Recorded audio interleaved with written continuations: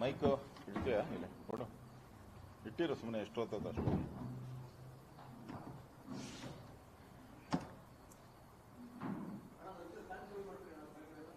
ಈ ಫ್ಯಾನ್ ಅಂತ ಇದೊಂದು ಹಲೋ ಹಲೋ ಹಲೋ ಕೇಳಿಸ್ತು. ಫ್ಯಾನ್ ಅಂತೆ ನೋಡಪ್ಪ, ಇದು ಮಾತ್ರ ಎಲ್ಲ ಆಫ್ ಮಾಡ್ಬಿಡಿ. ಏನು ಚಳಿ ಕಿಟಕಿ ತೆಗೆದ್ರೆ ಆಯ್ತು. ಆ ಕಡೆ ಆತ್ಮೀಯ ಮಾಧ್ಯಮದ ಸ್ನೇಹಿತರೆ, ಕರ್ನಾಟಕ ರಾಜ್ಯ ಸರ್ಕಾರ ನಿನ್ನೆ ಹೊಸಪೇಟೆಯಲ್ಲಿ 2 ದಿನದ ಶೋಕಾಚರಣೆ 2 ವರ್ಷದ ಶೋಕಾಚರಣೆಯನ್ನ ಮಾಡಿದ್ದಾರೆ. ಕರೆಕ್ಟಾ? ಶೋಕಾಚರಣೆನ ಸಂಭ್ರಮಾಚರಣೆ? ಸಂಭ್ರಮ. ನಾನು ಶೋಕಾಚರಣೆ ಬಂತ ಬರ್ಕೊಂಡ್ಬಂದ್ಬಿಟ್ಟಿದ್ದೆ. 2 ವರ್ಷದ ಶೋಕಾಚರಣೆಯನ್ನ ಮಾಡಿದ್ದಾರೆ. ಈ ಪಾಕಿಸ್ತಾನದವ್ರಿಗೂ ಪ್ರೀತಿ ಜಾಸ್ತಿ, ನಮ್ಮ ಸಿದ್ದರಾಮಣ್ಣನಿಗೂ ಪ್ರೀತಿ ಜಾಸ್ತಿ. ಯಾಕಂದ್ರೆ ಯುದ್ಧ ಬೇಡ ಆ ಥರದ್ದೆಲ್ಲ ಹೇಳ್ತಾರಲ್ಲ. ಅಲ್ಲಿ ಸೋತು ಸುಣ್ಣಾಗಿ 60 ಜನ ಭಯೋತ್ಪಾದಕರು, ಅವರ ವಂಶನೇ ನಿರ್ನಾಮ ಆಗಿರುವಂತಹ ಸಂದರ್ಭ. ಅಷ್ಟಿದ್ರೂ ಕೂಡ ಅವನ್ಯಾವನೋ ಆಸಿಫ್ ಮುನೀರ್ಗೆ ಫೀಲ್ಡ್ ಮಾರ್ಷಲ್ ಕೊಡ್ತಾ ಇದ್ದಾರೆ. ಆಸಿಫ್ ಮುನೀರ್ಗೆ ಫೀಲ್ಡ್ ಮಾರ್ಷಲ್ ಕೊಡ್ತಾ ಇದ್ದಾರೆ. ಇಲ್ಲಿ ಏನು ಸಾಧನೆ ಇಲ್ಲ, ನಯಾ ಪೈಸೆ ಸಾಧನೆ ಇಲ್ಲ. ಒಂದು ಓಡೌಟಿದ್ದ, ಯುದ್ಧ ಶುರು ಆಗಕ್ಕೆ ಮುಂಚೆ ಓಡೌಟಿದ್ದ. ಅವ್ರ ದೇಶದಲ್ಲಿರುವಂತ ಸೇನಾಧಿಕಾರಿಗಳು ಅವ್ರ ಹೆಂಡತಿ ಮಕ್ಕಳನ್ನೆಲ್ಲ ಲಂಡನ್ ಕಳಿಸ್ಬಿಟ್ಟಿದ್ರು. ಅದೆಲ್ಲ ಮಾಧ್ಯಮದಲ್ಲಿ ಬಂದಿದೆ. ಅವ್ರಿಗೆ ಫೀಲ್ಡ್ ಮಾರ್ಷಲ್. ಇಲ್ಲಿನ ಕಾಂಗ್ರೆಸ್ ಅವರು ನಯಾ ಪೈಸೆ ಸಾಧನೆ ಮಾಡದೆ, ನಯಾ ಪೈಸೆ ಕೆಲಸ ಮಾಡದೆ, ನಯಾ ಪೈಸೆ ಅಭಿವೃದ್ಧಿ ಮಾಡದೆ ಇಲ್ಲಿ ಸಮಾವೇಶವನ್ನ ಮಾಡ್ತಾ ಇದ್ದಾರೆ. ಭಾಷೆ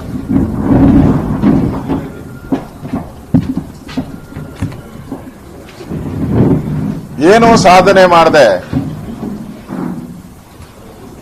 ಸಂಭ್ರಮಾಚರಣೆ ಮಾಡ್ತಾ ಇದಾರಲ್ಲ, ಅಲ್ಲೇ ಹಂಗೆ ಅವ್ರಿಗೆ ಆಸಿಫ್ ಮುನೀರ್ಗೆ ಫೀಲ್ಡ್ ಮಾರ್ಷಲ್ ಅಂತ ಕೊಟ್ಟರು. ಇಲ್ಲಿ ನಾವು ಕೂಡ ಸಿದ್ದರಾಮಯ್ಯನವರಿಗೆ ದಿವಾಳಿ ಮಾಡೆಲ್ ಆಫ್ ಕರ್ನಾಟಕ, ಅವ್ರ ಭಾಷೆಯಲ್ಲಿ ಹೇಳೋದು ದಿವಾಳಿ ಮಾಡೆಲ್ ಆಫ್ ಕರ್ನಾಟಕ ಅಂತೇಳಿ ನಾವು ಕೂಡ ಇವತ್ತು ಬಿರುದನ್ನ ಕೊಡ್ತಾ ಇದ್ದೀವಿ. ಏನು ಮಾಡಿಲ್ಲ ಅಭಿವೃದ್ಧಿ, ದಿವಾಳಿ ಆಗಿದೆ ಸರ್ಕಾರ. ಪ್ರತಿದಿನನೂ ಕೂಡ ಸಾಲ ತಗೊಂಡು ಸಂಬಳ ಕೊಡಬೇಕು, ಸಾಲ ತಗೊಂಡು ಸಂಬಳ ಕೊಡುವಂತ ಸ್ಥಿತಿ ಎವ್ರಿ ಡೇ. ನಮ್ಮ ಡಿ ಕೆ ಶಿವಕುಮಾರ್ ಅಣ್ಣ, ಕರೆಕ್ಟ್ ಅಣ್ಣ? ನಮ್ಮ ಡಿ ಕೆ ಶಿವಕುಮಾರ್ ಅಣ್ಣ ನೆನ್ನೆ ಕರೆಕ್ಟ್ ಆಗಿ ಹೇಳಿದ್ದಾರೆ, ಜನಗಳು ಇನ್ನಾದ್ರೂ ಬುದ್ಧಿ ಕಲ್ತ್ಕೊಳ್ರಿ. ಏನ್ ದಿನ ನಿಮ್ಮ ತಿಂಗಳಿಗೊಂದ್ಸರಿ ಕೊಡಕ್ಕೆ ನಿಮ್ಮ ಅಪ್ಪನ ಮನೆ ಗಂಟ, ಇದು 2,000 ಸಾವಿರ ಕೊಡಕ್ ನಿಮ್ಮ ಅಪ್ಪನ ಮನೆ ಗಂಟ. ಯಾರು ಟ್ಯಾಕ್ಸ್ಗಳು ಬಂದಾಗ ನಿಮ್ಗೆ ಕೊಡ್ತೀರಿ ಹೋಗ್ರಿ ಅಂದ್ರೆ ಅರ್ಥ ಆಯ್ತಲ್ಲ. ಅವ್ರ ಹತ್ರ ದುಡ್ಡಿಲ್ಲ ಅಂತ ಅರ್ಥ ಆಯ್ತಲ್ಲ. ಅವ್ರೇನ್ ಹೇಳಿದ್ದು? ಕಟಾ ಕಟ್ ಪಟ ಪಟ್.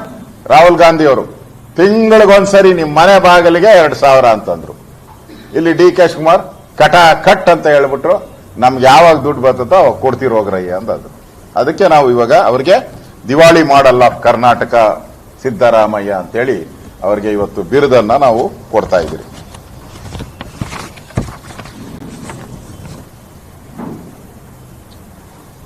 ನಾನು ಕಾಂಗ್ರೆಸ್ ಅವ್ರನ್ನ ಕೇಳಕ್ ಇಷ್ಟಪಡ್ತೀನಿ. ಕಾಂಗ್ರೆಸ್ ನಾಯಕರನ್ನ ಬಡಾಯಿ ಕೊಚ್ಕೊಂಡ್ರಲ್ಲ ನೆನ್ನೆ, ಒಬ್ಬೊಬ್ರು ಅರ್ಧ ಗಂಟೆ ಮಾತಾಡಿ ಬಡಾಯಿ ಕೊಚ್ಕೊಂಡ್ರು. ಯಾವ ಸಾಧನೆಗೋಸ್ಕರ ಈ 2 ವರ್ಷದ ಸಂಭ್ರಮಾಚರಣೆಯನ್ನ ಮಾಡಿದ್ರ? ಯಾವ ಸಾಧನೆ?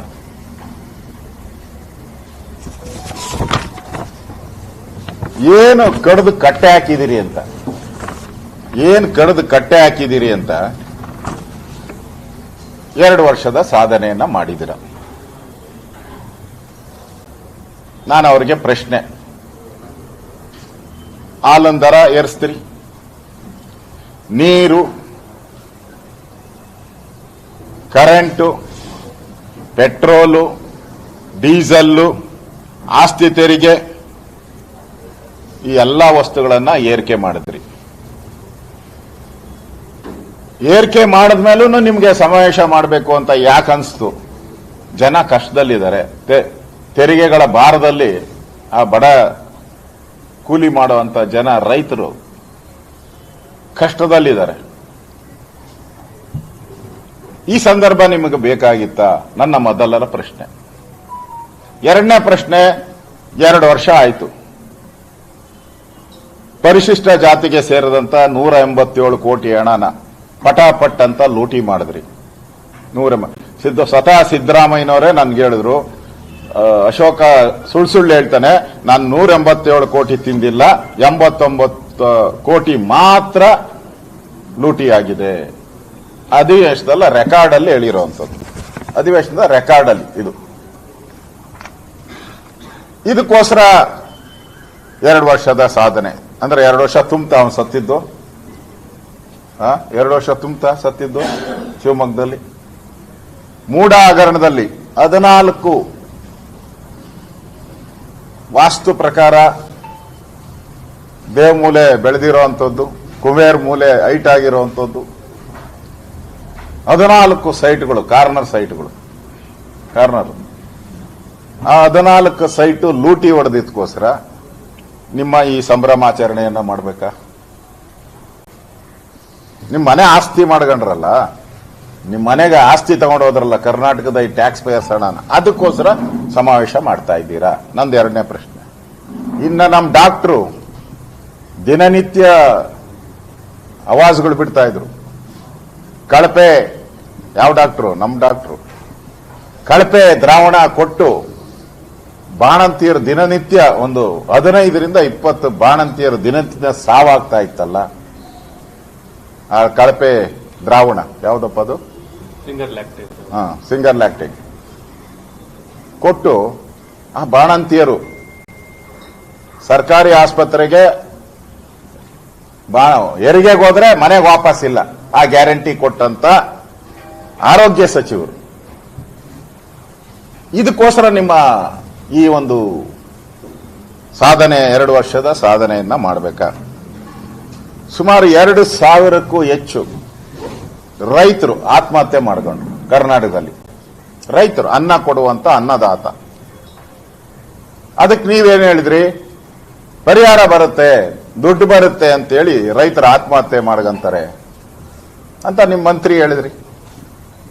ಇನ್ನೊಬ್ಬ ಮಂತ್ರಿ ಮುಂದೆ ಹೋಗಿ ಬರಗಾಲ ಬರಲಿ, ಬೆಳೆ ಪರಿಹಾರ ಬರುತ್ತೆ ಅಂತೇಳಿ ಮಳೆರಾಯನ್ ಕೇಳ್ಕೊಂತಾರಂತೆ ರೈತರು. ನಾವು ಉಯ್ಯೋ ಉಯ್ಯೋ ಮಳರಾಯ, ಬಾರೋ ಬಾರೋ ಮಳರಾಯ ಅಂತ ಎಲ್ಲ ಹಳ್ಳಿಗಳ ಕಡೆ ಹೇಳ್ತಾ ಇದ್ರಲ್ಲ ಗೋಪಾಲನ, ಹೇಳ್ತಾ ಇದ್ರಿ ನಾವೆಲ್ಲ. ರೈತರು ಬರಗಾಲ ಬರಲಿ ಅಂತ ಪರಿಹಾರ ಬರುತ್ತೆ ಅಂತ ಮಾಡ್ತಾ ಇರೋಂತ ಮಂತ್ರಿ ಯಾರು? ಕೃಷಿ ಅವರು, ಕಬ್ಬು ಶಿವಾನಂದ ಪಾಟೀಲ್ ಹೇಳ್ತಾರೆ. ಆಮೇಲೆ ಆ ದುಡ್ಡು ಯಾವುದೋ ಮದುವೆಗೆ ಹೋದಾಗ ದುಡ್ಡು ಚೆಲ್ಲಿ ಆ ಕಾಲಲ್ಲೇ ತುಳ್ಕೊಂಡು ಓಡಾಡ್ತಾ ಇದ್ರು ದುಡ್ಡು. ಅಲ್ಲಿ ಕೂತಿದ್ರು ಇವರು. ಈ ಸಾಧನೆಗೋಸ್ಕರ ನೀವು ಸಮಾವೇಶನ ಮಾಡಿದ್ದೀರ. ವಕ್ಫ್ ಮಂಡಳಿ ಹೆಸರಲ್ಲಿ ಸಾಬರು ಲಕ್ಷಾಂತರ ಎಕರೆ ರೈತರ ಜಮೀನನ್ನ, ದೇವಸ್ಥಾನ ಜಮೀನುಗಳನ್ನ ಲೂಟಿ ಹೊಡೆದ್ರಲ್ಲ, ಅವ್ರಿಗೆಲ್ಲ ಕೃಪಾಶೀರ್ವಾದ ಮಾಡಿದ್ರಲ್ಲ ನೀವು. ಇದೇ ಜಮೀರ್ ಅಹಮದ್ ಎಲ್ಲ ಈ ವಕ್ಫ್ ಬೋರ್ಡ್ ಆಸ್ತಿನೆಲ್ಲ ನಾನು ವಾಪಸ್ ರೈತರಿಂದ ತಗೊಂತೀನಿ ಅಂತ ಹೇಳಿಕೆಯನ್ನ ಕೊಟ್ರಲ್ಲ ಜಿಲ್ಲೆಗಳಲ್ಲಿ. ಇದಕ್ಕೋಸ್ಕರ ನಿಮ್ ಸಾಧನಾ ಸಮಾವೇಶ ಮಾಡ್ತಾ ಇದ್ದೀರಾ. ಇನ್ ಕೆಪಿಎಸ್ಸಿ ಒಂದು ಪ್ರಶ್ನಾ ಪತ್ರಿಕೆ ತಯಾರು ಮಾಡಕ್ಕೆ ಯೋಗ್ಯತೆ ಇಲ್ಲದ ಸರ್ಕಾರ ನಿಮ್ದು. ಒಂದು ಪ್ರಶ್ನಾ ಪತ್ರಿಕೆ ಸಿದ್ದರಾಮಯ್ಯ ಹೇಳ್ತಾರೆ ನಾನು ಕಾವಲು ಸಮಿತಿ ಅಂತೆ. ಯಾವ ಕಾವಲು ಖಾತೆ ಇದೆ? 79 ತಪ್ಪುಗಳನ್ನ ಮಾಡಿದ್ದು ಪ್ರಶ್ನೆ ಪತ್ರಿಕೆಯಲ್ಲಿ 79 ಟ್ರಾನ್ಸ್ಲೇಷನ್ ಇಂಗ್ಲಿಷ್ ಟು ಕನ್ನಡ. ಸುಮಾರು 2 ಲಕ್ಷ ಅಭ್ಯರ್ಥಿಗಳು ಅದರಲ್ಲಿ ಇದ್ದಿದ್ದು. 2 ಲಕ್ಷ ಅಭ್ಯರ್ಥಿಗಳು. ಅವ್ರ ಮನೆಯೆಲ್ಲ ಹಾಳು ಮಾಡಾಕಿದ್ರಲ್ಲ, ಅವ್ರ ಜೀವನ ಹಾಳು ಮಾಡಿದ್ರಲ್ಲ. ಏನೋ ಬದುಕು ಕಟ್ಕೊಬೇಕು, ನಾವು KPSC ಹೋಗ್ತೀರಿ, ಬೇರೆ ಎಕ್ಸಾಮ್ಗಳನ್ನ ಪಾಸ್ ಮಾಡಿ ಸರ್ಕಾರಿ ನೌಕರಿ ಸಿಗ್ತೈತಂತ ಆಸೆಯಿಂದ ಇದ್ರಲ್ಲ, ಅವ್ರ ಬಾಳಿಗೆ ಕೊಡ್ಲಿ ಇಟ್ರಿ ನೀವು. ಆ ಕೊಡ್ಲಿ ಇಟ್ಟಿದ್ದಕ್ಕೋಸ್ಕರ ಈ ಸಾಧನಾ ಸಮಾವೇಶ ಮಾಡ್ತಾ ಇದ್ದೀರಾ ನೀವು. ಹುಬ್ಬಳ್ಳಿಯಲ್ಲಿ ನೇಹಾ ಲವ್ ಜಿಹಾದ್ ಕೊಲೆ ಆಯಿತು. ಇದಕ್ಕೋಸ್ಕರ ಸಂಭ್ರಮಾಚರಣೆ ಮಾಡ್ತಾ ಇದ್ದೀರಾ ನೀವು. ನಾಗಮಂಗಲದಲ್ಲಿ ಗಣೇಶನ್ನೆಲ್ಲ ನಾವೆಲ್ಲ ಮೆರವಣಿಗೆ ಮಾಡ್ಕೊಂಡು ಹೋಗ್ತೀರಿ, ಗಣೇಶನ್ ಪೂಜೆ ಮಾಡ್ಕೊಂಡು. ಇಲ್ಲಿ ನಾಗಮಂಗಲದಲ್ಲಿ ಪೊಲೀಸ್ ವ್ಯಾನಲ್ಲಿ ಮೆರವಣಿಗೆ ತಗೊಂಡೋಗಿ ವಿಸರ್ಜನೆ. ಎಂತ ಕಾಲ ಬಂದ್ಬಿಡ್ತು. ಗಣೇಶನಿಗೂ ಜೈಲು ವಾಸ ಮಾಡದಂತ ಕಾಂಗ್ರೆಸ್ ಅವರು. ಇದಕ್ಕೋಸ್ಕರ ನಿಮ್ಮ ಈ ಸಮಾವೇಶವನ್ನ ಮಾಡ್ತಾ ಇದ್ದೀರಾ. ಮತ್ತೆ ಪಾಕಿಸ್ತಾನ ಯುದ್ಧ ಬೇಡ ಅಂತ ಹೇಳಿದ್ರಿ. ಪಾಕಿಸ್ತಾನ ಯುದ್ಧ ಬೇಡ ಅಂತ ಹೇಳಿದ್ರಿ. ಪಾಕಿಸ್ತಾನ ಅದು ಐತೆ, ಇನ್ನು ಮುಂದಕ್ಕೆ ಐತೆ. ಪಾಕಿಸ್ತಾನ ಜಿಂದಾಬಾದ್. ಅವ್ರು ಹೇಳಲೇ ಇಲ್ಲ. ನಸೀರ್ ಸಾಬ್ ಜಿಂದಾಬಾದ್ ಅಂತ ಹೇಳಿದ್ರಿ. ಫೋರೆನ್ಸಿಕ್ ರಿಪೋರ್ಟ್ ಅಲ್ಲಿ ಪಾಕಿಸ್ತಾನ ಜಿಂದಾಬಾದ್ ಅಂತ ಪ್ರೂವ್ ಆಯಿತು. ನಿಮ್ಗೆ ಮಾನ ಮರ್ಯಾದೆ ಇದೆಯಾ ಕಾಂಗ್ರೆಸ್ ಅವರೇ? ಒಂದ್ ಕಡೆ ಯುದ್ಧ ಬೇಡ ಅಂತೀರ. ಯಾವ ಪುರುಷಾರ್ಥಕ?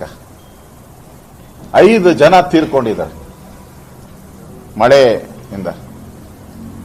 ಈ ಸಾವಿನ ಮೇಲೆ ನಿಮ್ಮ ಸಮಾವೇಶ ಮಾಡ್ತಾ ಇದ್ದೀರ. ಹೈಯೆಸ್ಟ್ ಬೆಂಗಳೂರಿನ ಜನ ಕರ್ನಾಟಕದ ಬಡ್ಜೆಟ್ಟಿನ 60%, correct, 67% tax payers Bengaluru. 67% tax ಕಟ್ಟೋರ್ನ ತಗೊಂಡೋಗಿ ನೀರಾಗಿ ಮುಳುಗಿ ಸಾಕ್ಬಿಟ್ರಲ್ಲ. ತೇಲುತ್ತಿರುವ ಬೆಂಗಳೂರು ಮಾಡಿದ್ರಲ್ಲ. ಕೇಳಿದ್ರ ಪಾಪ 67% ಟ್ಯಾಕ್ಸ್ ಕಟ್ಟಿದವರು ನಮ್ಮನ್ನ ತೇಲುತ್ತಿರುವ ಬೆಂಗಳೂರು ಮಾಡುವಂತ ಕೇಳಿದ್ರ ನಿಮ್ಮನ್ನ? ಇದಕ್ಕೋಸ್ಕರ ನಿಮ್ ಸಮಾವೇಶ ಮಾಡ್ತಾ ಇದ್ದೀರಾ. ನಿಮ್ಮ ಸರ್ಕಾರ ಬಂದ ಮೇಲೆ 3 ಬಾರಿ ಹಾಲಿನ ದರ ಏರಿಕೆ ಮಾಡಿದ್ರಿ. 3 ಬಾರಿ 9 ರೂಪಾಯಿ ಜಾಸ್ತಿ ಮಾಡಿದ್ರಿ. ಅದ್ರಲ್ಲಿ ರೈತರಿಗೆ ಎಷ್ಟು ಪೈಸಾ ಕೊಟ್ಟಿದ್ದೀರಾ? ನಾನು ಪೈಸಾ ಕೇಳ್ತಾ ಇದ್ದೀನಿ, ರೂಪಾಯಿ ಕೇಳ್ತಾ ಇಲ್ಲ. ಎಷ್ಟು ಪೈಸಾ ಕೊಟ್ಟಿದ್ದೀರಾ? ರೈತರ ಸಬ್ಸಿಡಿ ಇನ್ನೂ ಕೊಟ್ಟಿಲ್ಲ, ಇವರು ಪೆಂಡಿಂಗ್ ಇದೆ. ರೈತರ ಸಬ್ಸಿಡಿ ಕೊಡಬೇಕಾಗಿತ್ತಲ್ಲ, ಅದನ್ನು ಇನ್ನ ಪೆಂಡಿಂಗ್ ಮಾಡ್ಕೊಂಡಿದ್ದಾರೆ. 106 ಕೋಟಿ ಪೆಂಡಿಂಗ್, ಸುಮಾರು 600 ಕೋಟಿಗೂ ಹೆಚ್ಚು ಪೆಂಡಿಂಗ್ ಇದೆ ರೈತರು ಸಬ್ಸಿಡಿ. ಇವತ್ತು ಹೊಸ ಅದೇ ಅಭಿನಂದನೆ ಕೂಡ ಸಲ್ಲಿಸಬೇಕು ನಾವು. ಯಾಕಂದ್ರೆ ಈ ಸರ್ಕಾರಕ್ಕೆ ಬರೀ ವಿರೋಧ ಪಕ್ಷ ಅಂದ್ರೆ ಬರೀ ಟೀಕೆ ಮಾಡ್ತಾರೆ ಇವರು ಅಂತ ಹೇಳ್ತಾರೆ. ವಿರೋಧ ಪಕ್ಷ ಅಂದ್ರೆ ಟೀಕೆ ಮಾಡೋದೇ ಇವ್ರ ಕತೆ ಅಂತ. ಇಲ್ಲ, ನಾನು ಹೊಗಳ್ತೀನಿ. 1-2 ಹೊರಳು. ಕರ್ನಾಟಕದಲ್ಲಿ ಹೆಚ್ಚು ಬಾರ್ಗಳನ್ನ, ವೈನ್ ಸ್ಟೋರ್ಗಳನ್ನ ತೆಗೆದಿದ್ದೀರಾ, ಅದಕ್ಕೆ ನಿಮ್ಗೆ ಅಭಿನಂದನೆಗಳು. ಹೆಚ್ಚು ಬಾರ್ಗಳನ್ನ ತೆಗೆದಿದ್ದೀರಾ. ಅದು ಒಂದೊಂದು ಬಾರು, ಒಂದೊಂದು ವೈನ್ ಸ್ಟೋರ್ಗಳು 3 ಕೋಟಿ ಫಿಕ್ಸ್ ಮಾಡಿದ್ದಾರೆ. ಹಳ್ಳಿಯಲ್ಲಾದ್ರೆ 2 ಕೋಟಿ, ಸಿಟಿಯಲ್ಲಾದ್ರೆ 3 ಕೋಟಿ ಫಿಕ್ಸ್ ಮಾಡಿದ್ದೀರಾ. ನೀವು ಹಾಳಾಗೋಯ್ತು ಫಿಕ್ಸ್ ಮಾಡ್ಕೊಳ್ಳಿ. ಆ ಯೂನಿವರ್ಸಿಟಿ ಯಾಕೆ ಮುಚ್ಚಿದ್ರಿ ನೀವು? ಏನ್ ತಪ್ಪು ಮಾಡಿತ್ತು? ಚಾಮರಾಜನಗರ, ಮಂಡ್ಯ, ರಾಯಚೂರು 9 ಯೂನಿವರ್ಸಿಟಿ. ಅದಕ್ಕೆ ಬೇಕಾಗಿದ್ದು 250 ಕೋಟಿ ಅಷ್ಟೇ. ನಿಮಗೆ ಒಂದೊಂದು ಬಾರು, ಒಂದೊಂದು ವೈನ್ ಸ್ಟೋರ್ಗಳಲ್ಲಿ ಒಂದೊಂದು ಮಹಾರಾಜ್ ಹಾಕಿದಿರಲ್ಲ. ಇದರಲ್ಲಿ 10% ದುಡ್ಡು ಕೊಟ್ಟಿದ್ರು ಈ ಯೂನಿವರ್ಸಿಟಿಗಳನ್ನ.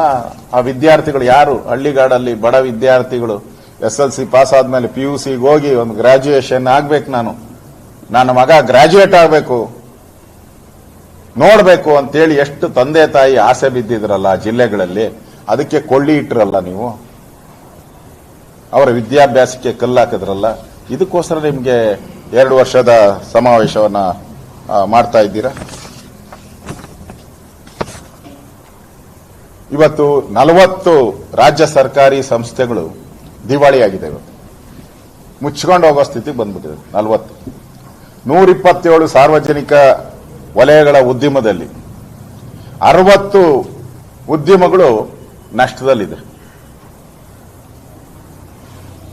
ಒಟ್ಟು ಅವರು 46,000 ಕೋಟಿ ಸಾಲ ಮಾಡಿದ್ದಾರೆ. ಈ ಕಂಪನಿಗಳು 46,800 ಕೋಟಿ ಸಾಲ, ಇಷ್ಟರಲ್ಲೂ ಸಾಲ ಇರೋದು ಈ ಕಂಪನಿಗಳು. ರಾಜ್ಯ ಸರ್ಕಾರಿ ಸಂಸ್ಥೆಗಳು.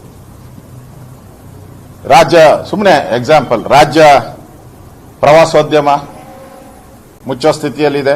ರಾಜೀವ್ ಗಾಂಧಿ ವಸತಿ ನಿಗಮ ಮುಚ್ಚೋ ಸ್ಥಿತಿಯಲ್ಲಿದೆ. ಮೈಸೂರು ಪೇಪರ್ ಮಿಲ್ಸ್ ಲಿಮಿಟೆಡ್ ಮುಚ್ಚೋ ಸ್ಥಿತಿಯಲ್ಲಿದೆ.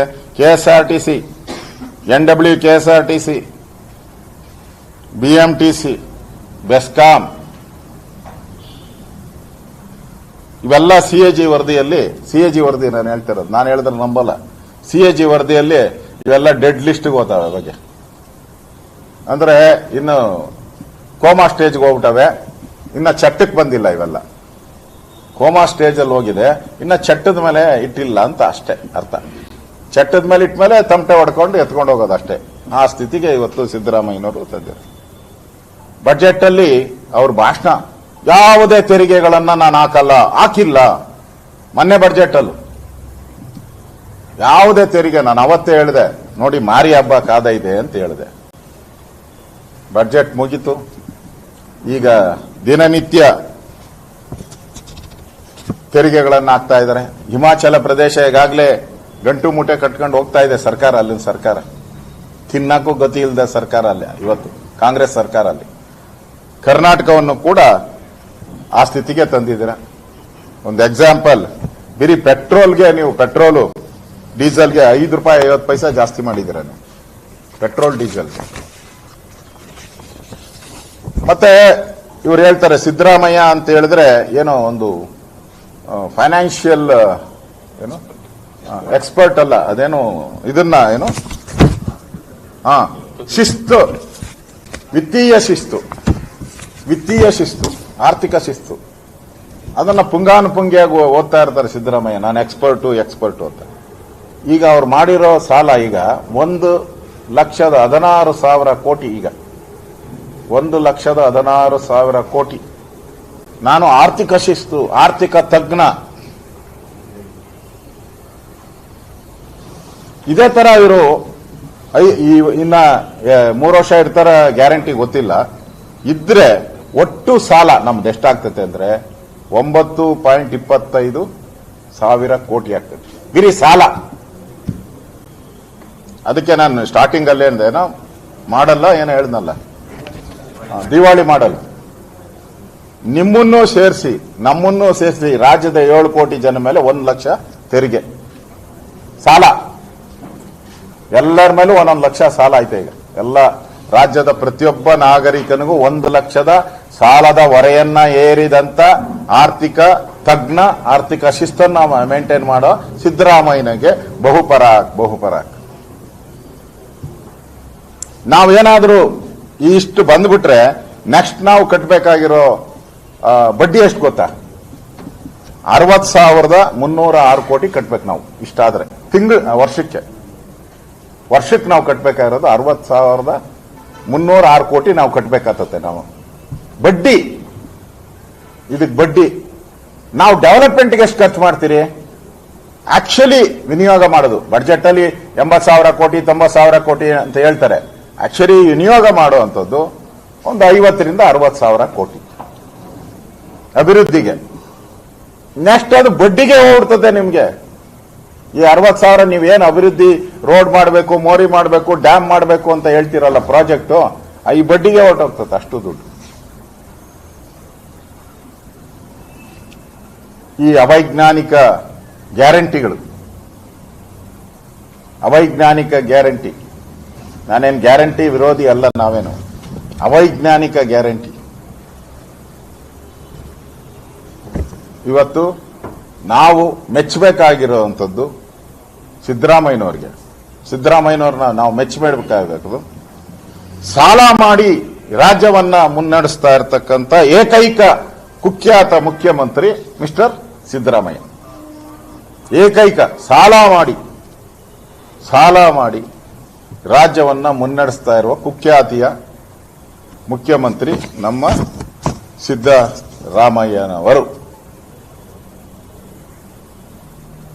ನಾನು ಇವತ್ತು ನಮ್ಮೆಲ್ಲ ನಾಯಕರ ಜೊತೆ ನಾವು ಪ್ರೆಸ್ ಮೀಟ್ ಮಾಡ್ತಾ ಇದ್ದೀರಿ. ಸರ್ಕಾರದ ಮೇಲೆ ಅಶೋಕ್ ಅವರ ತೀವ್ರ ದಾಳಿ,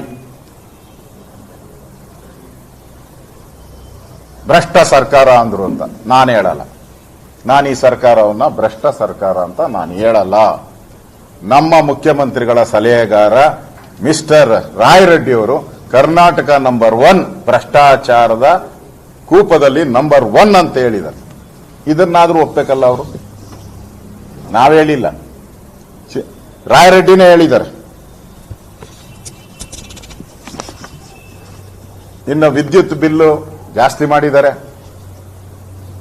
ನಮ್ಮ ಅಶ್ವಥ್ ನಾರಾಯಣ ಮೀಟರ್ಗಳು 15,000 ಕೋಟಿನ 5,000 ಕೋಟಿನ 15,000 ಕೋಟಿ ಲೂಟಿ. ಒಂದೇ ಯಾಕೆ ಏನೋ ಅದೇನಂತಾರ, ಏನು ಕಟ್ ದುಡ್ಡು ಯಾಕೆ ಅಂತ ಏನದು ಗೊತ್ತಿಲ್ಲ. ಪಾರ್ಟ್ ಪೇಮೆಂಟ್ ಯಾಕೆ ಅಂತ ಹೇಳ ಹೋಲ್ಸೇಲ್ ಪೇಮೆಂಟ್ ಇದು, ಹೋಲ್ಸೇಲ್ ಒಂದೇ ಸರಿ 15,000 ಕೋಟಿ.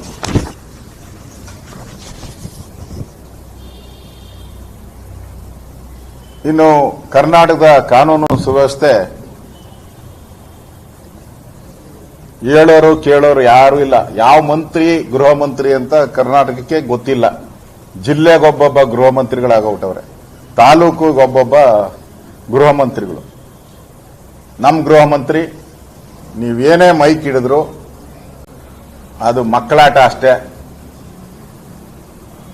ಅದು ಆಕಸ್ಮಿಕ ಘಟನೆ.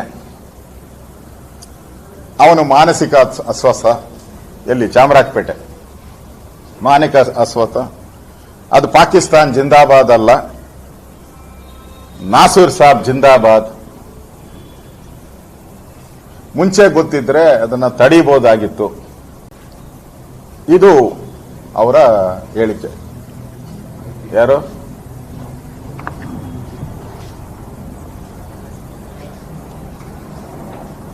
ಇನ್ನು ನಮ್ಮ ಖರ್ಗೆ ಅವರು ಯುದ್ಧದ ಬಗ್ಗೆ ಹೇಳಿದ್ದಾರೆ. ಛೋಟಾ ಬಾಂಬ್ ದಾಳಿನ ಚುಟ್ಪುಟ್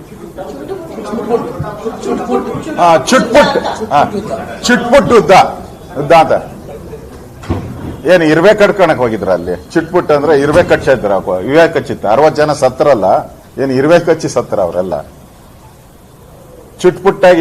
ಚುಟ್ಪುಟ್ ಅಂದ್ರೆ ಇರ್ವೆ ಕಚ್ಚೋದು. ಸಣ್ಣ ಪುಟ್ಟ ಅಂದ್ರೆ ಇರ್ವೆ ಕಚ್ಚೋದು. ಏನು ಇರ್ವೆ ಕಚ್ಚಿತ್ತ ಹೋಗಿ ಪಾಕಿಸ್ತಾನದವ್ರಿಗೆ? ನಮ್ಮ ಪಾಕಿಸ್ತಾನ ಅದು ಒತ್ತೊತ್ತಿ ಹೇಳ್ತಾರೆ, ನಮ್ಮ ಪಾಕಿಸ್ತಾನ. ಹಂಗ ಭಾರತ ಯಾವುದು?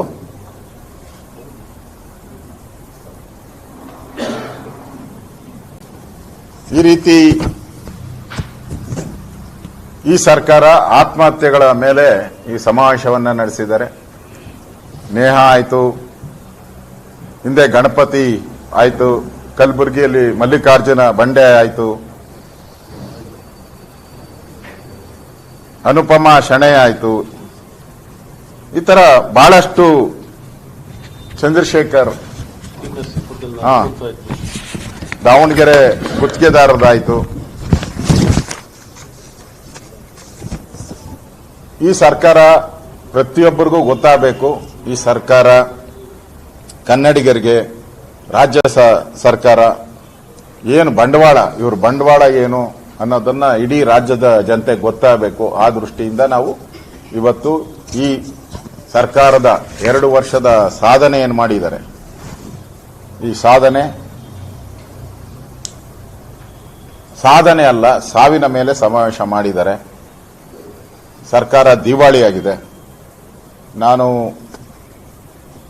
ಇನ್ನೊಂದು ಬಹಳ ಹೇಳಬೇಕಾಗ್ತದೆ. ಯಾಕಂದ್ರೆ ಈ ಸಿಎಂ ಮತ್ತು ಡಿಸಿಎಂ ಜಗಳದಲ್ಲಿ ಅದೇನೋ ಕೂಸು ಬಡವಾಯಿತು ಅಂತ ಆಗೋ ಸ್ಥಿತಿಯಲ್ಲಿ ಇದೆ ಕರ್ನಾಟಕ. ಇವರಿಬ್ಬರು ಜಗಳ, ದಿನನಿತ್ಯ ಜಗಳದಲ್ಲಿ. ಎತ್ತು ಏರಿಗೆಳೆದ್ರೆ ಕೋಣ ನೀರಿಗೆಳುತ್ತು ಅನ್ನೋ ಸ್ಥಿತಿ ಇವತ್ತು. ನಾನು ಸಿದ್ದರಾಮಯ್ಯನವರಿಗೆ ಈ ಬಾರಿ ಚಾಮುಂಡೇಶ್ವರಿ ದಸರಾ ಸಿದ್ದರಾಮಯ್ಯನವರೇ ಹೂವಿನ ಅರ್ಚನೆ ಮಾಡ್ತಾರೋ ಯಾರು? ಈ ಬಾರಿಯ ದಸರಾ ನವೆಂಬರ್ ಡಿಸೆಂಬರ್ ಅಕ್ಟೋಬರ್ ಈ ಬಾರಿಯ ದಸರಾ ಚಾಮುಂಡೇಶ್ವರಿ ಮೆರವಣಿಗೆಗೆ ಸಿದ್ದರಾಮಯ್ಯನವರೇ ಹೂವಿನ ಅರ್ಚನೆ ಮಾಡ್ತಾರ ಅಥವಾ ಮನೆಯಲ್ಲಿ ಕೂತ್ಕೊಂಡು ಟಿವಿ ನೋಡೋ ಪರಿಸ್ಥಿತಿ ಬರ್ತೈತೆ ಅವ್ರಿಗೆ? ಮನೆಯಲ್ಲಿ ಕೂತ್ಕೊಂಡು ಟಿವಿಯಲ್ಲಿ ದಸರಾ ನೋಡೋ ಅಂತ ಪರಿಸ್ಥಿತಿ ಬರ್ತೈತ? ಇನ್ನು ಗೊತ್ತಿಲ್ಲ. ಈ ರೀತಿ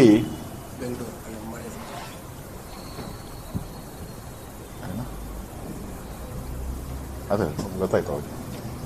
ಈ ರೀತಿ ಕಾಂಗ್ರೆಸ್ ಸರ್ಕಾರ ಇವತ್ತು ಕರ್ನಾಟಕವನ್ನ ದಿವಾಳಿ ಮಾಡಿ ಬಡವರನ್ನ ಇನ್ನಷ್ಟು ಬಡವರಾಗಿ ಮಾಡಿ ರಾಜ್ಯದ ಹಣವನ್ನ ಲೂಟಿ ಮಾಡಿ ಕಾಂಗ್ರೆಸ್ಸಿನ ಕೇಂದ್ರದ ನಾಯಕರಿಗೆ ಎಟಿಎಂ ಮಾಡಿ ಕಳಿಸುವಂತ ಕರ್ನಾಟಕದ ಲೂಟಿಕೋರರ ಸರ್ಕಾರ ಇದು. ಇದು ಲೂಟಿಕೋರರ ಸರ್ಕಾರ. ಮತ್ತೆ ಬೆಂಗಳೂರು ಇವತ್ತು ಮುಖ್ಯಮಂತ್ರಿಗಳು ಪ್ರದಕ್ಷಿಣೆ ಮಾಡ್ತಾರಂತೆ, ಡಿ ಕೆ ಶಿವಕುಮಾರ್ ಪ್ರದಕ್ಷಿಣೆ ಮಾಡ್ತಾರೆ. ಯಾವ ಪುರುಷಾರ್ಥಕ್ಕೋಸ್ಕರ ಮಾಡ್ತಾ ಇದ್ದೀರಾ ನೀವು? ಕಳೆದ 2 ವರ್ಷದಲ್ಲಿ ಬೆಂಗಳೂರಿಗೆ ನಾನು ಓಪನ್ ಚಾಲೆಂಜ್ ಆಗಿ ಹೇಳ್ತಾ ಇದ್ದೀನಿ, ಎಷ್ಟು ಹಣ ಅಭಿವೃದ್ಧಿಗೆ ರಸ್ತೆ ಕೊಟ್ಟಿದ್ದೀರಾ ಹೇಳಿ? ಎಷ್ಟು ಹಣ ರಾಜಕಾಲುವೆಗಳನ್ನ ಮಾಡಕ್ಕೆ ಕೊಟ್ಟಿದ್ದೀರಾ? ಎಷ್ಟು ಕಿಲೋಮೀಟರ್ ಹೂಳೆತ್ತಕ್ಕೆ ಹಣ ಬಿಡುಗಡೆ ಮಾಡಿದ್ದೀರಾ? ಕೊಡಿ. ನೆನ್ನೆ ಯಾರ ಚೀಟಿ ಬರ್ಕೊಟ್ಟಿದ್ದು ಮೊನ್ನೆ ವಾರ್ಡ್ ರೂಮ್ ಅಲ್ಲಿ ಕೂತ್ಕೊಂಡು ವಾರ್ಡ್ ರೂಮ್ ಅಲ್ಲಿ ಕೂತ್ಕೊಂಡು ವಾರ್ ರೂಮ್ ಅವರು ಅದನ್ನ ವಾರ್ ರೂಮ್ ಅಂತ ತಿಳ್ಕೊಂಡಿಲ್ಲ, ಕಲೆಕ್ಷನ್ ರೂಮ್ ಅಂತ ತಿಳ್ಕೊಂಬಿಟ್ಟವ್ರೆ. ಅಲ್ಲಿ ಅವ್ರ್ಯಾರೋ ಬರ್ಕೊಟ್ಟಿದ್ದು ಇಷ್ಟು ಕ್ಲಿಯರ್ ಮಾಡಿದ್ದೀರಿ ಅಂತ. ನಮ್ಮ ಸರ್ಕಾರ ಇದ್ದಾಗ ನಾವು 1600 ಕೋಟಿ ಕೊಟ್ಟು ಎಲ್ಲ ರಾಜಕಾಲುವೆಗಳನ್ನ ಎತ್ತರ ಮಾಡುವಂಥದ್ದು, ಎಕ್ಸ್ಟೆಂಡ್ ಮಾಡುವಂಥದ್ದು, ಬಾಟಲ್ ನೆಕ್ ತೆಗೆಯುವಂಥದ್ದಕ್ಕೆ 1600 ಕೋಟಿ ಕೊಟ್ಟು ಟೆಂಡರ್ ಆಗೌಟಿತ್ತು, ಕೆಲಸನೂ ಶುರು ಮಾಡಿತ್ತು. ಈ ಕಾಂಗ್ರೆಸ್ ಅವ್ರು ಬಂದ್ಮೇಲೆ ಅದನ್ನು ಸ್ಟಾಪ್ ಮಾಡಿಬಿಟ್ಟು ಎಲ್ಲೋಯ್ತಾ ಅದು 1600 ಕೋಟಿ? ಗ್ಯಾರಂಟಿಗೋಸ್ಕರ ಅದನ್ನ ಟ್ರಾನ್ಸ್ಫರ್ ಮಾಡ್ಕೊಂಡ್ರಿ.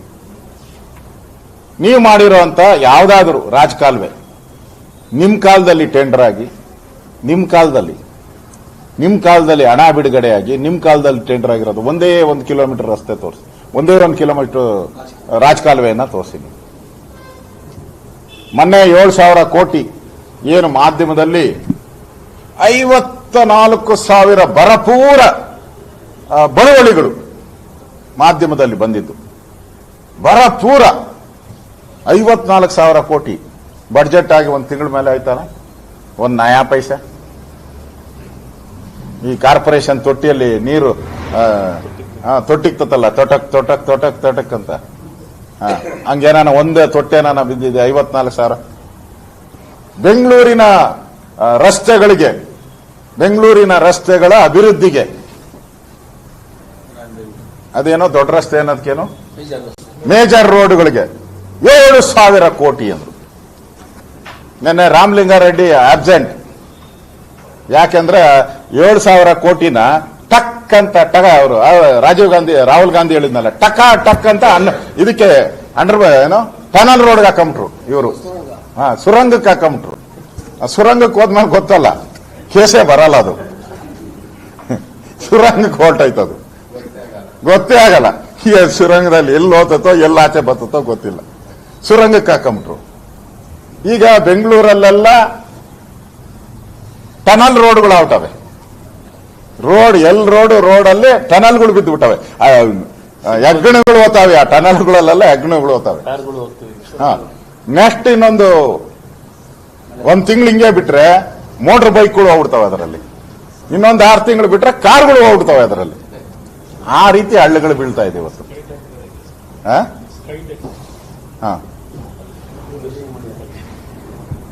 ಭೂಮಿ ಮೇಲಿರುವಂತ ಬೆಂಗಳೂರಲ್ಲಿರುವಂತ ಆ ಟ್ಯಾಕ್ಸ್ ಪೇಯರ್ಸ್ ಹಣನ ರಸ್ತೆಗಳು ಮಾಡ್ರಪ್ಪ ಅಂತ ಹೇಳಿದ್ರೆ ನೀವು ಟನಲ್ ರೋಡು ಆಮೇಲೆ ಸ್ಕೈಯಲ್ಲಂತೆ ಅದೇನೋ ತಿರುಗದಂತೆ ಕೂತ್ಕೊಂಡು ಅಮ್ಯೂಸಿಯಂ ಪಾರ್ಕ್ ಅದು 700 ಕೋಟಿನ 750 ಕೋಟಿ ಅಮ್ಯೂಸ್ಮೆಂಟ್ ಪಾರ್ಕ್ ಯಾವುದೋ ಒಂದು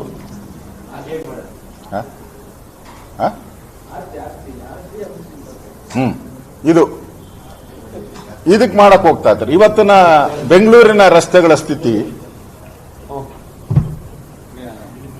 PAL ಹಾಕಿದ್ದಾರೆ. ಬೆಂಗಳೂರು ರಸ್ತೆಗಳು ಹಾಳಾಗಿದೆ, ಅದಕ್ಕೆ ನಾವು ಇನ್ಶೂರೆನ್ಸ್ ಕೊಡಲ್ಲ ಅಂತ ಇನ್ಶೂರೆನ್ಸ್ ಕಂಪನಿಯವರು ಹಾಕಿದ್ದಾರೆ. ಇನ್ಶೂರೆನ್ಸ್ ಕಂಪನಿಯವರು ಒಂದು ಕೇಸ್ ದಾಖಲು ಮಾಡಿದ್ದಾರೆ. ಅಷ್ಟು ಜನ ಬಿದ್ದು ಸಾಯ್ತಾವ್ರೆ, ನಮ್ಮ ಕೈಲಿ ದುಡ್ಡು ಕೊಡಕ್ ಆತಾ ಇಲ್ಲ ಅಂತೇಳಿ ಕೋರ್ಟ್ಗೆ ಹೋಗಿದ್ದಾರೆ ಇನ್ಶೂರೆನ್ಸ್ ಕಂಪನಿಗಳು. ಅಷ್ಟು ದರಿದ್ರ ಆಗಿರುವಂತ ಸರ್ಕಾರ ಇವತ್ತು.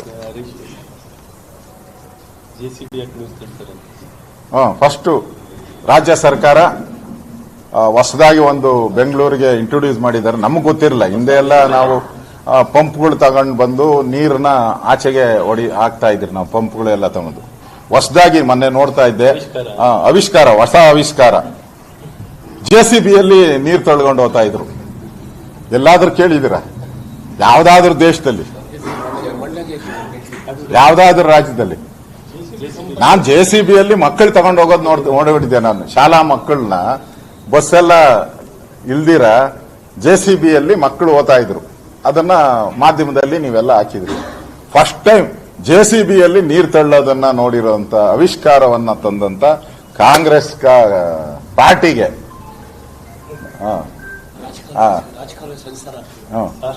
ಸಾಷ್ಟಾಂಗ ನಮಸ್ಕಾರಗಳು.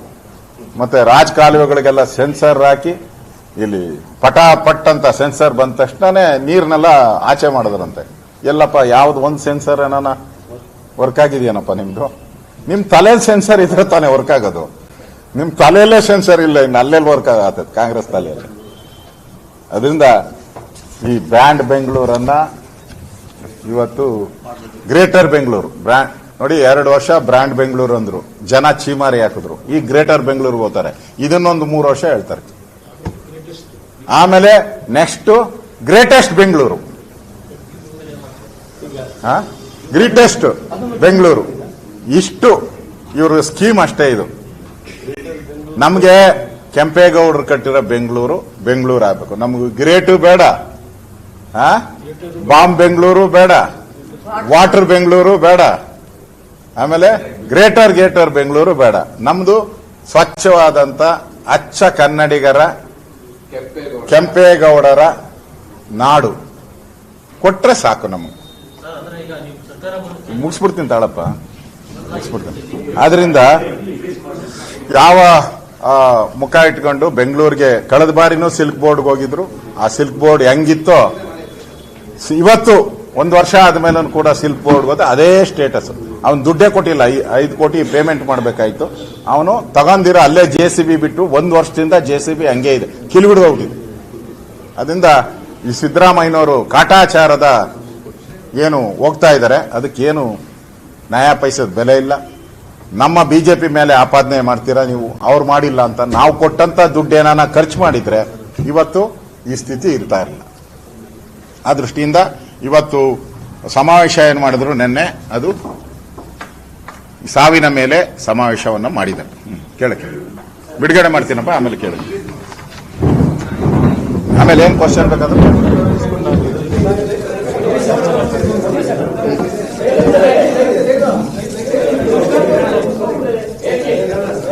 ಸೀಲ್ ಮಾಡ್ಬೇಕು ಮಾಡೋರು.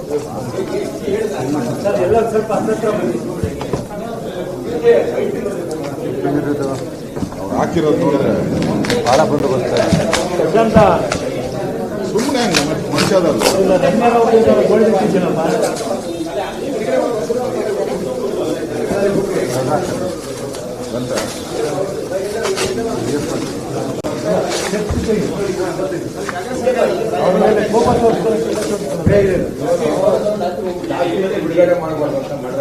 ಚಾರ್ಜ್ ಶೀಟ್ ಸರ್ಕಾರದ ವಿರುದ್ಧ ಚಾರ್ಜ್ ಶೀಟ್ ಅನ್ನ ಬಿಡುಗಡೆ. ಸ್ವಲ್ಪ ಹತ್ರ ಬನ್ನಿ ಸರ್. ಸರ್ ಈ ಕಡೆ